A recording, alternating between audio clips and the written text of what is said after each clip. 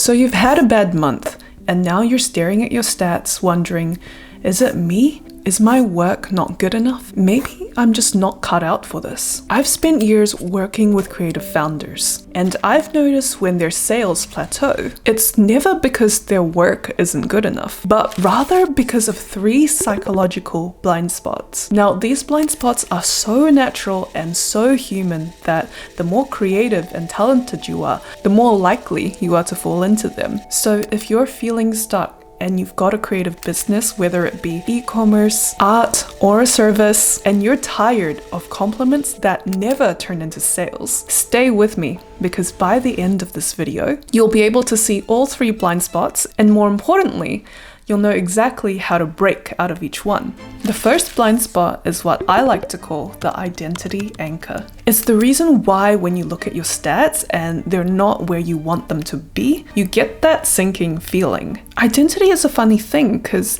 it's the narrative we tell ourselves, and that narrative shapes the way we think. I'm an artist. If my art fails, so have I. I'm a furniture designer. If no one buys, who even am I? That is the identity anchor doing its thing. When your identity is anchored to your work, any sign of negativity feels like a verdict on you. Nobody knew that feeling better than this guy over here, Stuart Butterfield. Stu has a passion for gaming, so he started building one and called it Game Never Ending. It never succeeded though. He ran out of money and nobody else would fund him, so he tried again. 10 years later, but with a different game. This time, he raised over $15 million, and he was so sure that this was the thing. But when it came down to launching, it didn't land. He never got enough players, so by 2012, he had to stand in front of his team and tell them to shut it all down. But instead of letting his identity anchor sink him to the bottom of the ocean, he realized he could untie himself from it and swim for the buoy. For him, it was a scrappy little chat tool that his team had built so they can talk to each other while they were building the game. That tool became what we know today as Slack, and now it's worth billions of dollars. And it's all because Stu realized his identity wasn't his work. The game was just the form it was taking. Beneath all of it was something deeper and unchanging. The drive to connect people. That is his true passion. Once he realized that, he was free from the I'm a game designer narrative.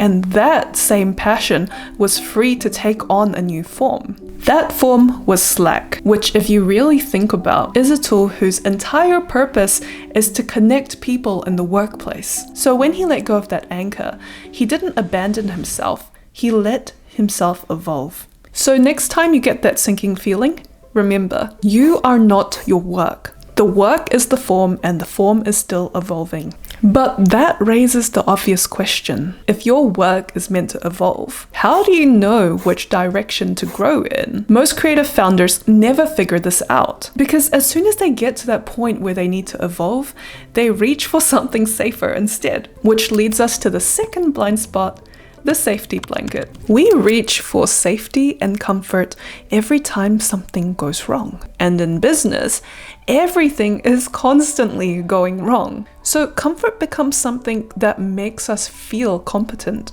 I mean, just think about the last time you hit a bad sales month.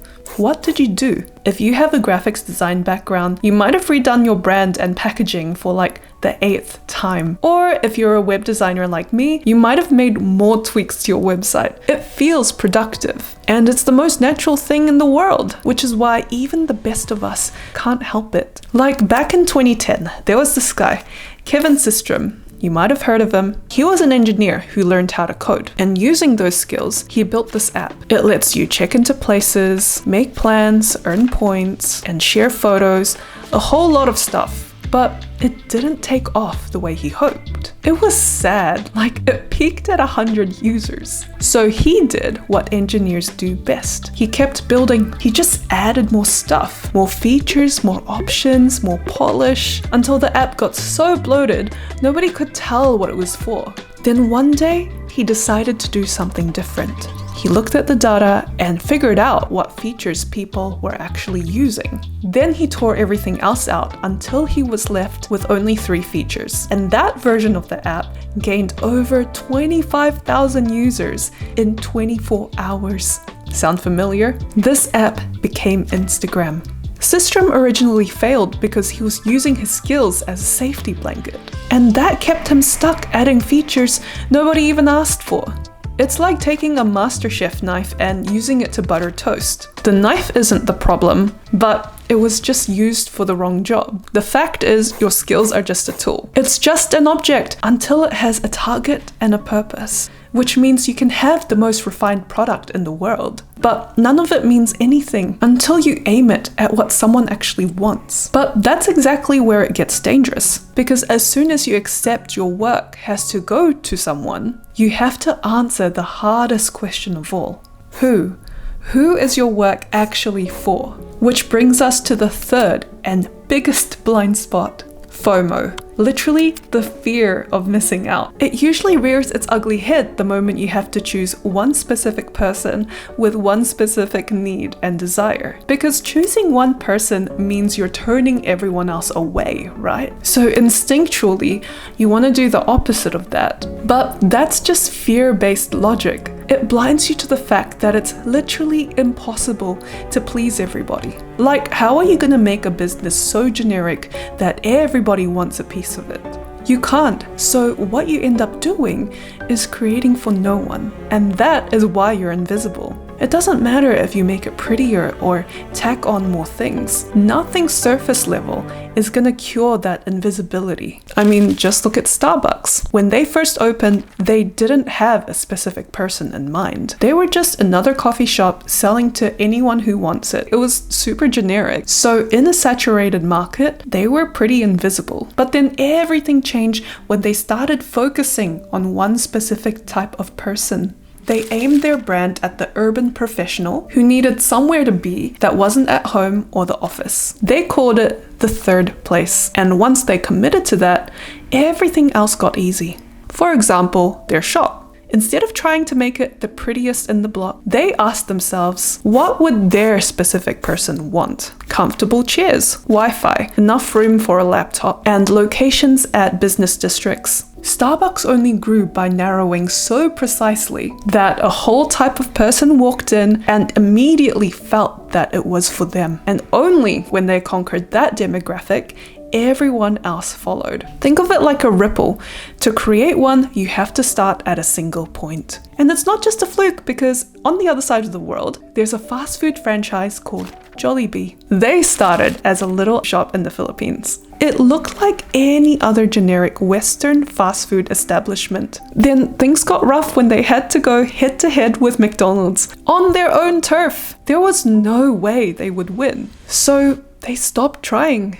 Instead of making fast food for everyone, they became the place for Filipino families specifically. They hit all the cultural notes that McDonald's never could, like the rice with fried chicken, the sweet-style spaghetti, and overall a warm, friendly family atmosphere. They got narrower than the global giant, and they won. Today, Jollibee is the dominant fast food chain in the Philippines. They beat McDonald's by refusing to be it. So it's quite ironic.